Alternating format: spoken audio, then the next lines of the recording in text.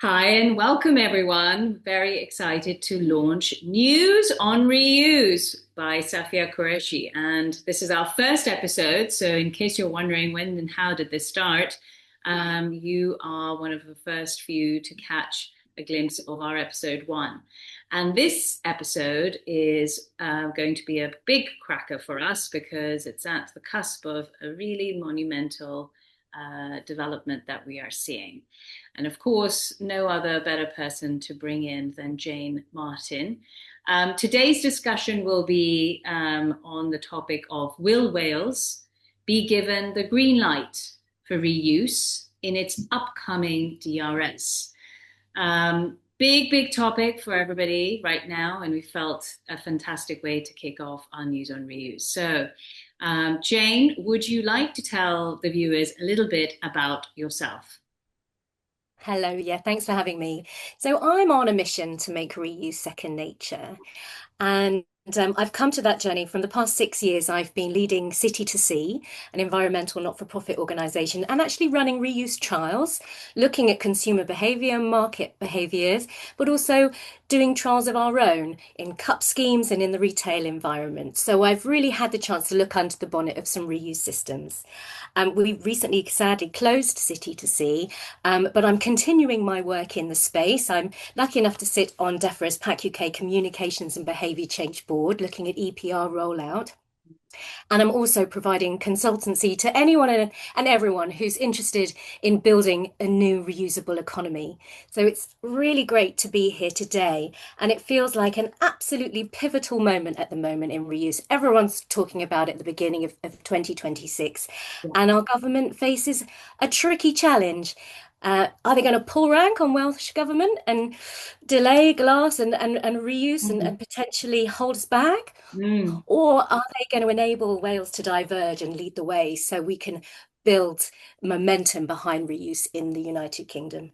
Excellent. Well, thank you for that intro, and I couldn't agree more. And I think for us, as a reuse system that's been operating now, it's a very big moment. And popcorn out, I'm sure, for everybody in the reuse economy. It's looking at us here in the UK, at the IMA, and at Wales right now. So let's kick off with a few sort of first principles. Now, what is a deposit return scheme and how does it look for all four nations? And by four nations, we are England, Scotland, Wales, and Northern Ireland. Sometimes borderless from a physical angle and perhaps very much intertwined. So, what is a DRS? First of all, and how does it work? So, deposit return schemes have existed for a very long time, namely across Europe. And in fact, a fun fact, I don't know how many people know that it also exists in California. Might not be very obvious for most consumers, but they are a fantastic mechanism to create incentives for consumers to return packaging in exchange for a deposit. So when you do return it, you will get some incremental amount of change back. They've existed mostly in manual systems. So by manual, I mean you physically return something, it gives you some form of a printed paper, which enables you to then take that to a supermarket or a participating retailer and to be able to get a discount towards your bill. So by manual, it's not digital. You do not actually get cash back. It doesn't come back onto your card. So these have existed for a very long time. And I think you can share a little bit of detail on how it started, Jane, here in the UK, the discussions.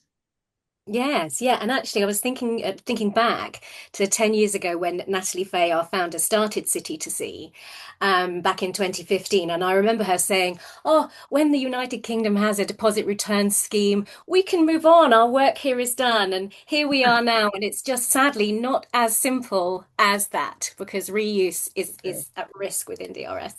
But yes, so it's taken the government around 9 years, announced by Michael Gove back in 2018. Yeah. as part of the resources and waste strategy, and it was broad and explicitly aimed to include glass alongside plastic and other metals. But then fast forward to 2023, the government officially decided to exclude glass from DRS in England and Northern Ireland, citing complications, costs, complexity, Mm. and safety grounds, which has led to a more complex picture. Correct. And we kind of have a bit of a fallout for Scotland, as we know. The details of that we're not going to go into, but it seems that it has been difficult for Scotland to, in the past, to hold on to its glass. And now Wales is pretty much at that same sort of point in time in terms of internal review.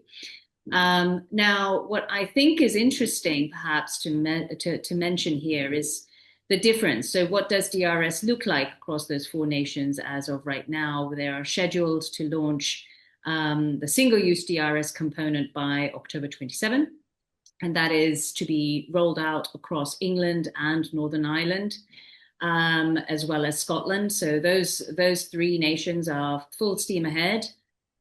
Wales has been in a position where it's requested a slight amendment on its single-use DRS and it's required reuse into its upcoming DRS. So as most people will have heard communications on the general DRS, that's for single use, not for reuse. And Wales is somewhat very exciting as an opportunity horizon for reuse itself. And so what is it that it's doing differently, you might want to know, and what's a goal for Wales? And I think it's very important to mention here because we can bring some of our own direct learnings and interaction with Welsh Government and share some information that perhaps isn't so commonly and widely understood, just so that everybody understands where policymakers are coming from when they're coming from Wales. Wales is the second leading nation in the world for recycling.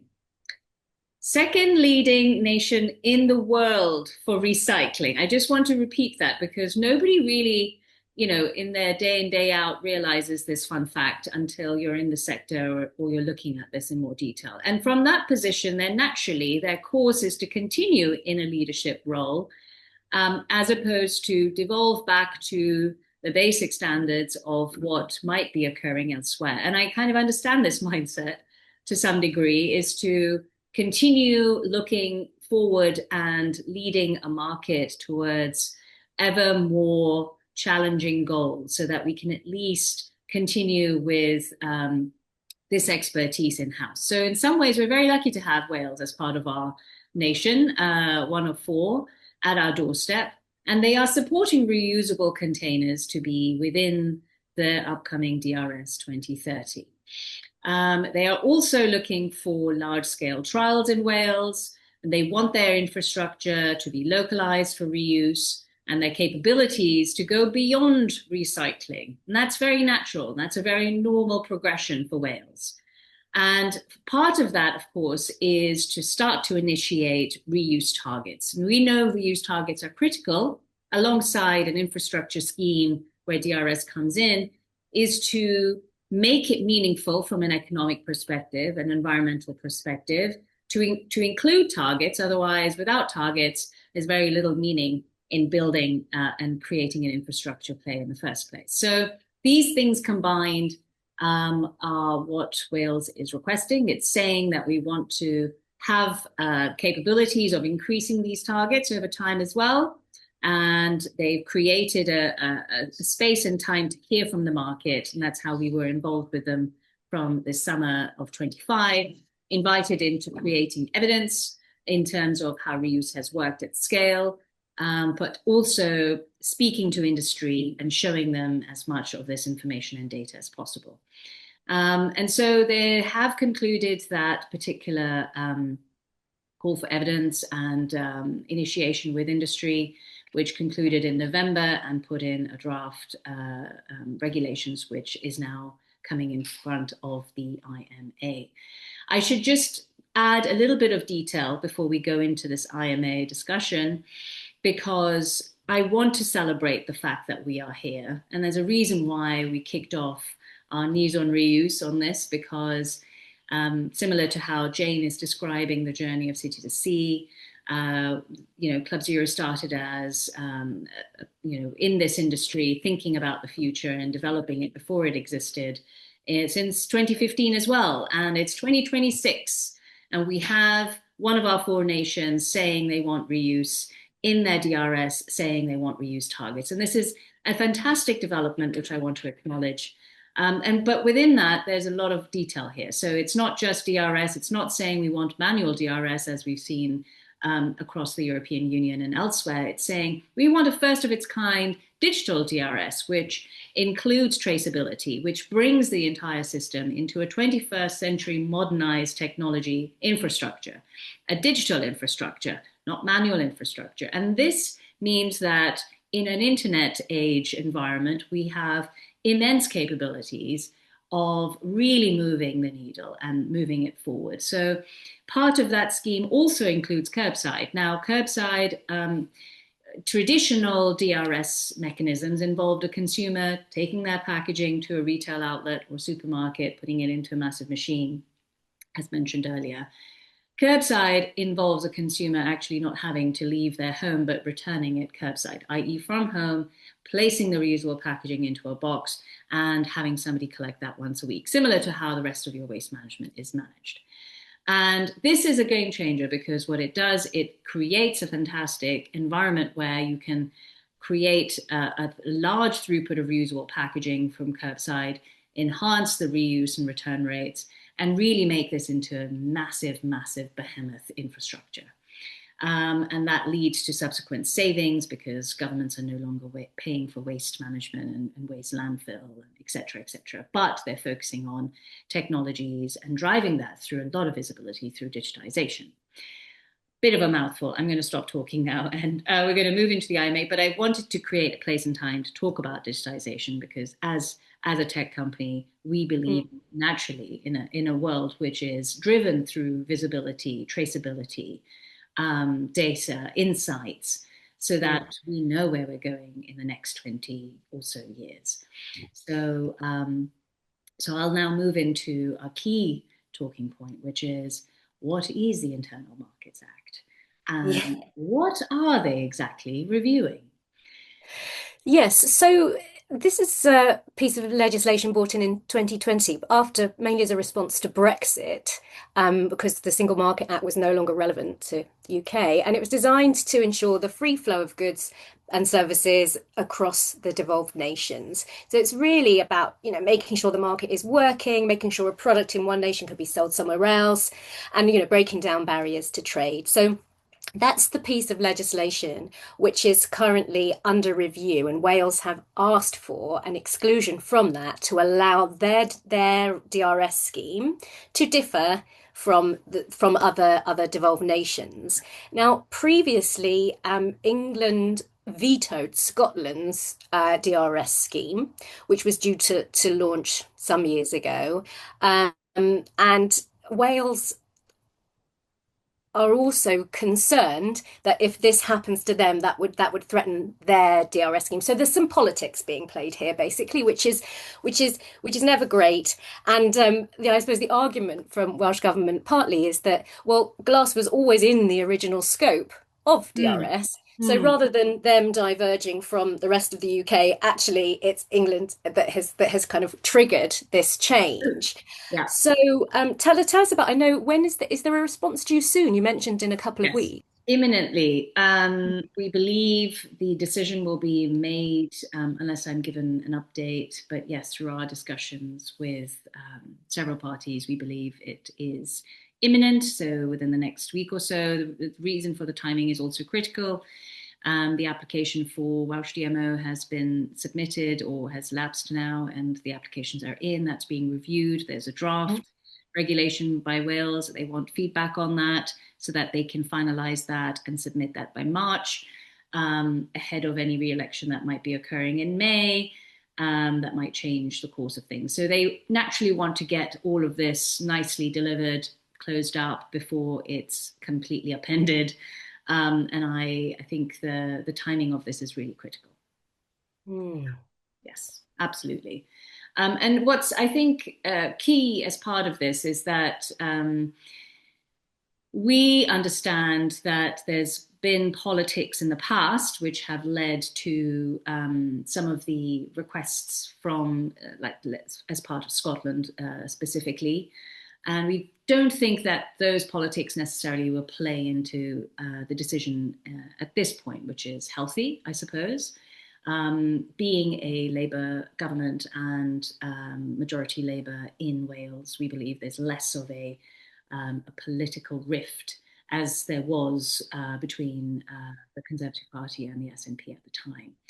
And so it should be, I would assume, be looked at with much more tempered perspective. And I would also expect that they are looking further on and understanding that there are further policies that are indeed going to implement and be implemented across some of the nations, not all.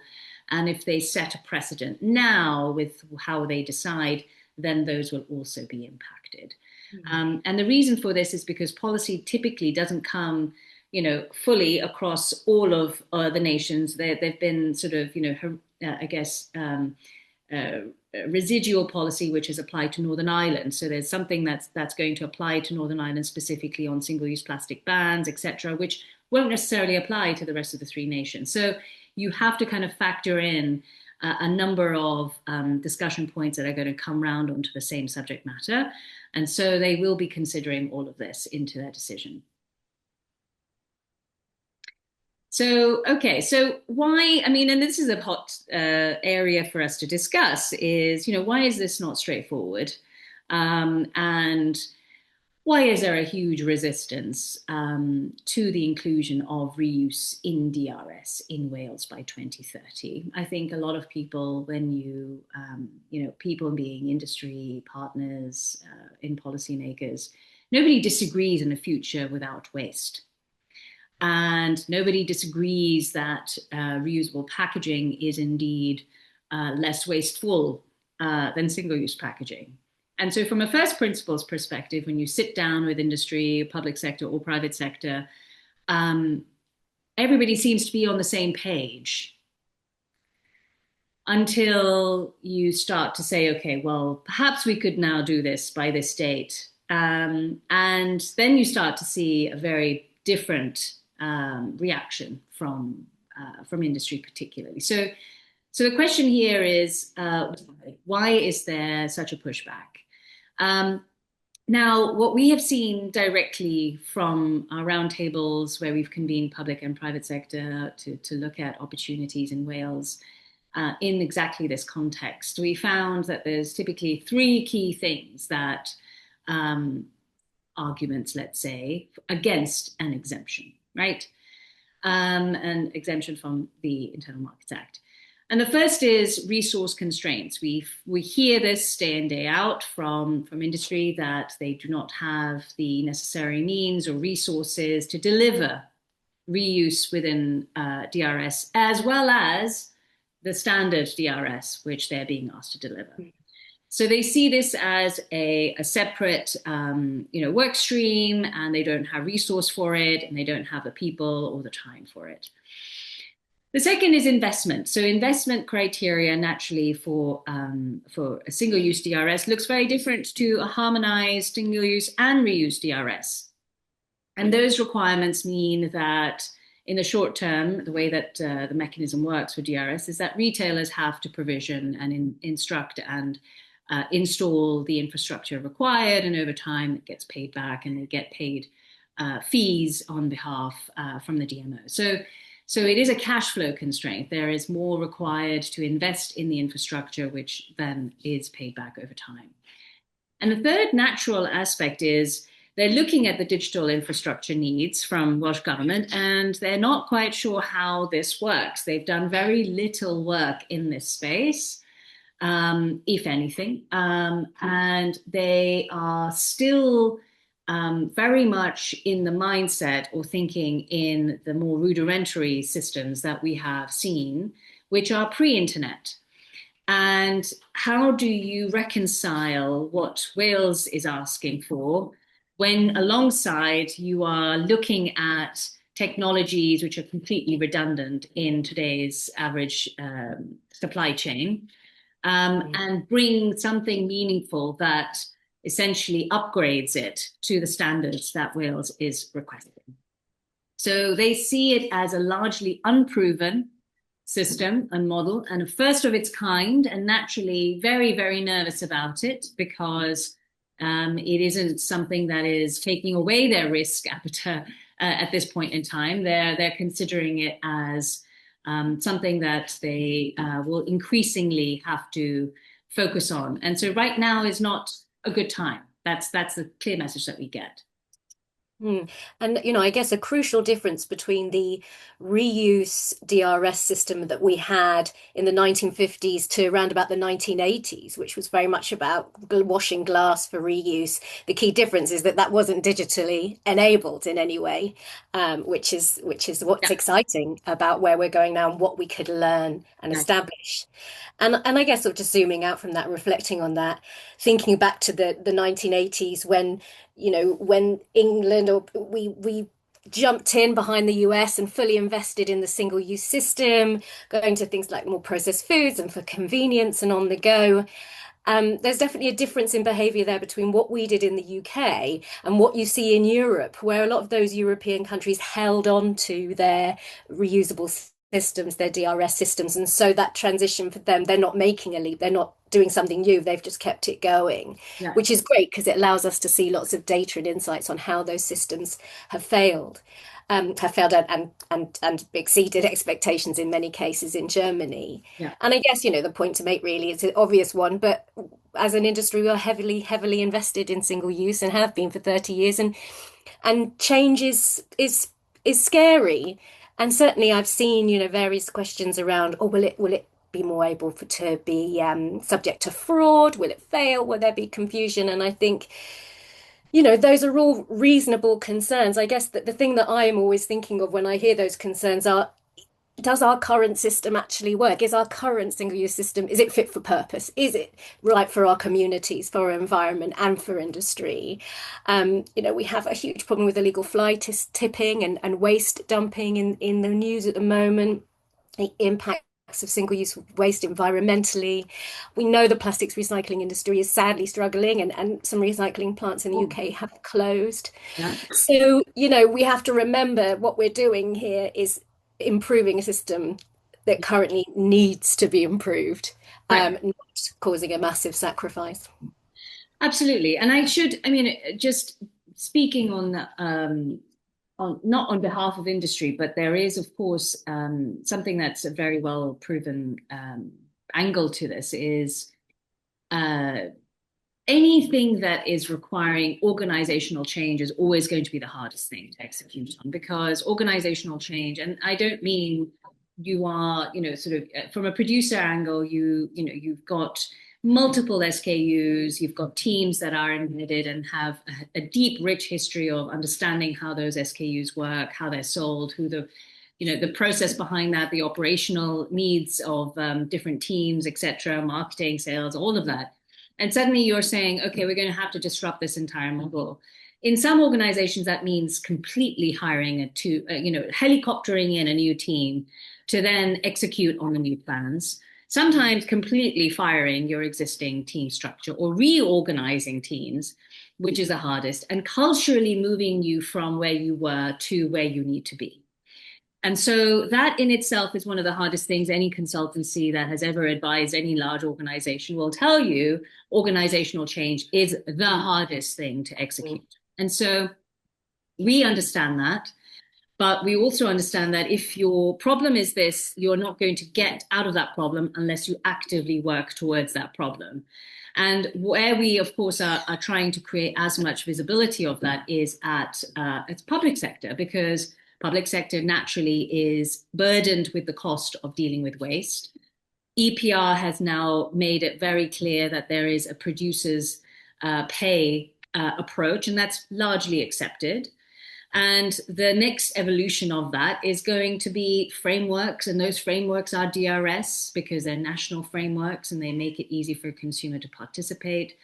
And without organizational change, we will not move forward. So, how do we make this easy on everybody? How do we make this, realistic? I think that's probably the common sort of friction point where everyone can kind of come together to have that conversation. And that's where we are right now with the IMA review, I believe. So, what are the potential outcomes of the IMA exclusion? And this is the popcorn moment we're all waiting for. And how does it impact and affect reuse? And we see that there's probably largely three obvious outcomes that are going to come from this. The first is that there will be exclusion approved. Great. IMA saying you are well within your limits to go and do this. And best of luck to you guys. And Wales can formally include reuse requirements into its DRS, even if the other three nations are not. Which means that they have legal certainty, which means that it's a really clear message to industry that, okay, this is now happening, and they can start to actually move towards this goal. Now, the goal is not far away. The goal is by 2030, reuse would need to be installed and set up. And so working backwards from that, it would mean that they would have to start to trial and pilot and test. And all of the development would have to start really with the digital infrastructure, in physical infrastructure for reuse, so capabilities for washing redistribution systems, services, waste management companies would be involved in trying to see and facilitate for logistics. Private sector might actually somehow come back together and find a way to support third-party washing, for example. It sets a fantastic precedent that, in the face of environmental policy, the IMA will support a nation on its course. And it also creates a very clear target for reuse. So 10% provisionally by the 1st of January 2031. That's 5 years away. And that means the reuse market will really start to get significant traction.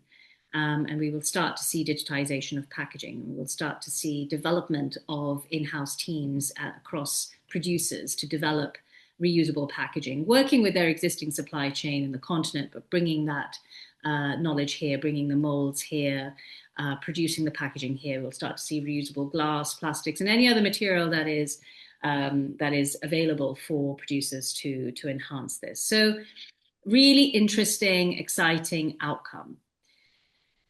Option 2, exclusions are refused. And the IMA has a position where it says that effectively we want you to follow what the other nations are doing. And we don't see a capacity for Wales to elaborate on anything that is a deviation from that. Essentially blocking their capability of including reuse in its DRS. The impact of that, of course, is pretty significant. Now, Welsh Government has, I'm sure you've seen the article too, I had to read that a few times to make sure I read that correctly and go onto the website. Sometimes I get my news from the grocer, which I feel it doesn't always provide me with the kind of assurance I get when I actually read the official writing. But it is, in fact, the position of Welsh Government to say, well, we will completely exclude ourselves from DRS in Wales if we do not get the green light to proceed with our requirements. And this would mean that the rest of the three nations proceed with a DRS rollout, yet Wales is not participating in that. And naturally, this means for reuse, it means a degradation in the development of reuse technologies, even digitization of applications for digital infrastructure for reuse. It means that the development teams don't come in for producers to look at reusable packaging. It means that they're not meaningfully looking at any reuse targets. It's not, I mean, certainly in a DRS framework. It could exist in an EPR framework, fingers crossed, who knows? But it wouldn't be within an infrastructure model, which is what a DRS scheme gives you. It's very clear for a consumer to behave and act in a DRS scheme. Um, and then I think other areas of impact is just uncertainty for reuse in general. You might have diminishing suppliers for reuse. So even if they were to decide this further down the line, let's say in 2, 3 years' time, revisit this, it would only be more expensive because the suppliers, private sector might be diminished simply because it didn't get the volume throughput that it was looking for. And I think you've got some really interesting points on this as well, Jane. Yeah, I mean, it's taken us a while to get here, hasn't it? And I think we're all keen to not see reuse to be kicked down the road for another 10 years. And the sense of ambition really is it's sort of disappointing, I would say. And I think the main issue is losing this opportunity to test and learn and to build the new reuse economy. And that, ultimately, when Michael Gove made that announcement in 2018, innovators and investors put Mm, in the time to develop the business models to support glass and reusables within reuse.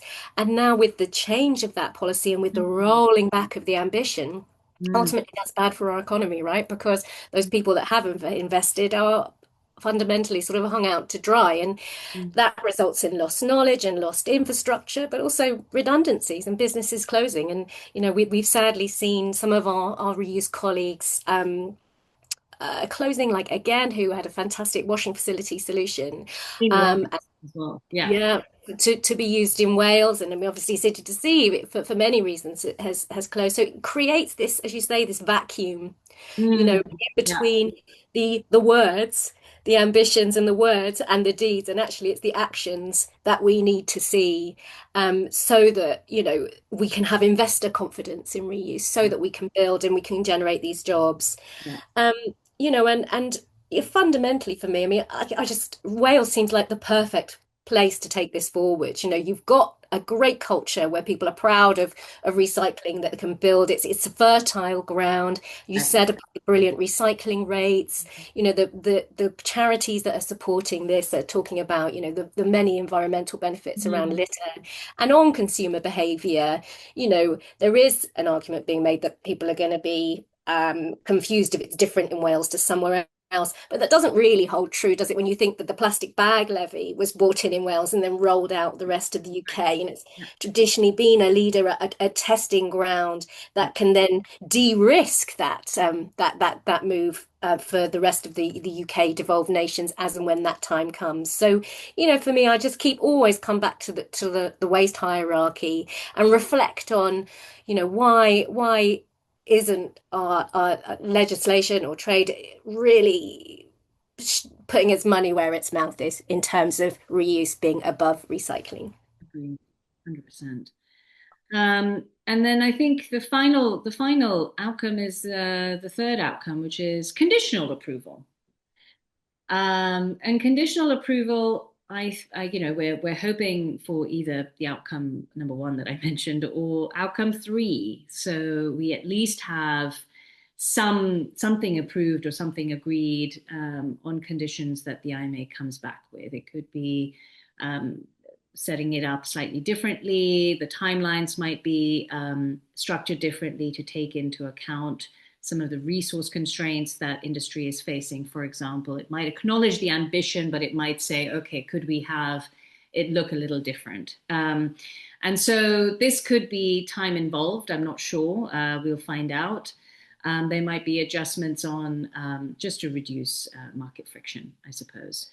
And these, the reuse pathway will, some sort of concrete response to that will still create fantastic reuse pathways. It will still support an industry to grow towards goals. Those goals might be slightly varied in the form that we see them now, but they will exist in some form.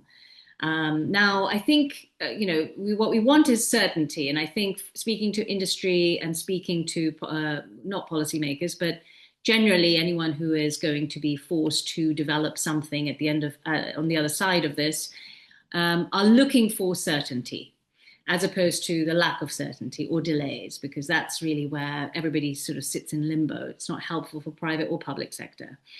And so we're hoping to find out imminently what the discussions on this is. But from a perspective, I'd love to ask you, Jane, as our guest, what is it that you want to see? We love to end our episodes on an ask. So here's your chance. Mhm. Yeah, I mean, I would like to see Wales leading in testing reuse for DRS. I think that will accelerate growth in the economy and stimulate demand. So that's something I would like to see. I'm Yeah. really keen to see, throughout all of this, government balancing the concerns of industry alongside communities and citizens and Mm. environmental costs of single use. I think that's what the Future Generations Act was all about in Wales, and that's something I'd like to see. And I'm really keen to see explicit support for reuse alongside recycling in future legislation. Absolutely. I love that. Thank you for sharing that. Brilliant. Right, folks, that's all we have time for today. Join us next time on News on Reuse, where we will follow the policies, stories, and systems that are shaping reuse globally. Take care. Thank you. See you later. Bye. Bye bye.